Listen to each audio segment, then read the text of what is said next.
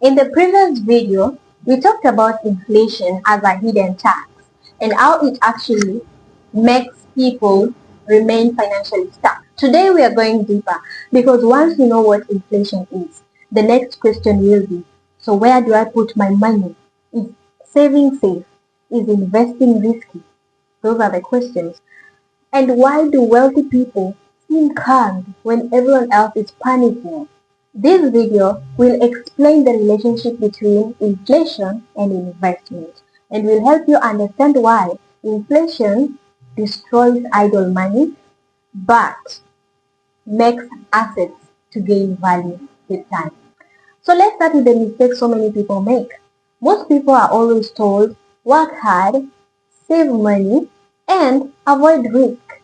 But in the world of today, if you don't risk it, you will not earn it. And however much you may save it, you also have to be careful how much are you going to earn when you save it there. Why is it that saving is actually something you need to ask about? Because sometimes you might see the same numbers over a long period of time, but the value has decreased. What that money could buy yesterday is not the same thing it can afford to buy today. And that is not because people are not disciplined enough, but that is because of poor strategy. That is a lack of structured strategy. So what is investing? Investing is taking your money and putting it in something that will actually grow with time. For example, when we talk about businesses, when we talk about assets, and when we talk about stocks in the market, those are examples of things people invest into because as time goes by, they increase in value. As time goes by, prices increase, revenue increase in businesses, and of course, the property value will also increase. Not instantly, but gradually, within a long period of time. And that's in my previous video, I talk about you learning how to be patient, you thinking on the long term, so that you don't miss out. And remember, it's about the time you take in the market, especially when we talk about stock market. That is a topic we will talk about delving into investments. So why is it that cash and assets behave differently? Because when you talk about inflation and investment, we'll be talking about cash and assets. A dollar is a dollar, right? But an asset will always increase in price over time. Assets are very flexible. When we talk about companies, companies will always raise prices. Properties will always adjust their pricing or their rental rates. They will always adjust it to inflation. And of course, businesses pass cost forward. If I used $100 to produce this number of goods, I have to pass forward the tax along. I have to pass forward all those things. And that actually brings us to get to know the difference between cash and asset. An asset will always adjust to the market condition. But cash, a dollar is always a dollar. So cash will always absorb inflation internally. But asset will always do it externally. It will push it to others. You don't always have to bear it as the cost bearer. It affects you, but it doesn't actually affect you in person. And even if it affects you in person, you're going to earn from it. It favors you, unlike cash. So people hold a myth within themselves and they always say investing is risky, but they never ask themselves, compared to what? That should be the question. Because if you hold cash in your money and inflation is still happening, of course that money is going to lose its value. So why don't you just risk it? At the end of the day, you risked it compared to holding it. And you will never know the value of something unless you give it a chance. So the myth that we always have that investing is risky should not hinder you from building the wealth you want to build. Because at the end of the day, the higher the risk, the higher the return. Smart investing, it's about protecting purchasing power. Risk is not movement. Risk is decay. And inflation ensures that that money you're holding decays over a period of time.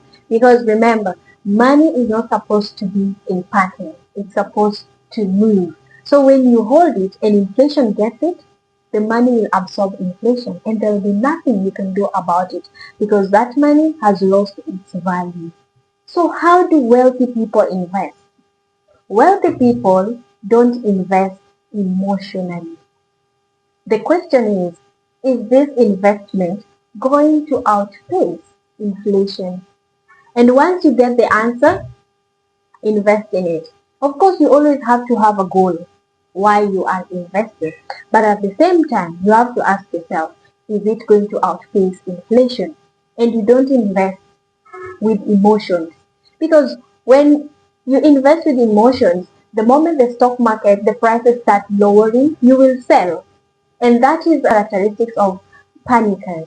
But real investors, that is the time they buy. Real investors, when the market panics and people start selling, that is when they buy. They accumulate it because they don't work with emotions. They work with structure. They follow the structure. They ask themselves the questions that actually matter the most. Is this going to outpace inflation? And is it going to give me the desired results? Because when you're investing, you don't just invest because people are investing.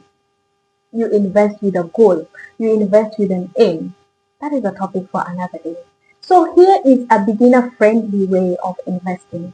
One, you don't invest for you to become rich overnight or fast. You invest consistently, patiently.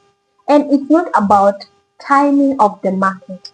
It's about the time you take on the market. There's a difference between the two.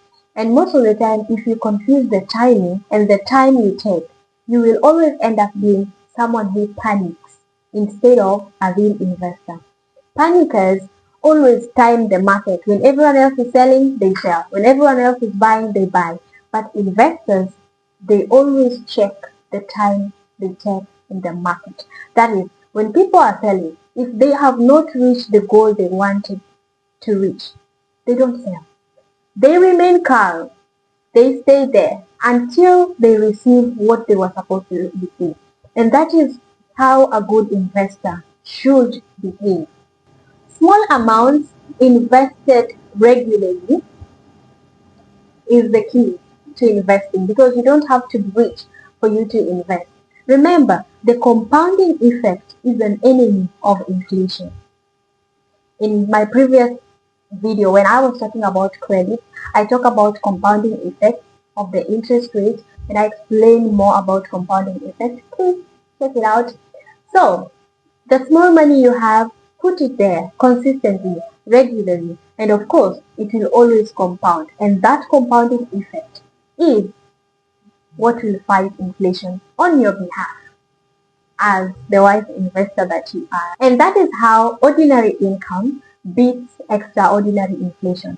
It's not luck, it is structure. There's a shift that actually changes everything. And what is that? The moment you start seeing money as something you stop protecting and you start seeing it as something that you position, you will have that shift. You stop asking, how do I save more? And start asking, how do I deploy better? Because that is the question. The question should not be, how do I save more? The question should be, how do I deploy better? And with that shift of mindset, you are set to be the wealthy person you want to become. That question separates savers from builders. With that in mind, inflation doesn't destroy wealth, but positioning does. Thank you for watching this video. Stay blessed by the best and see you in my next video.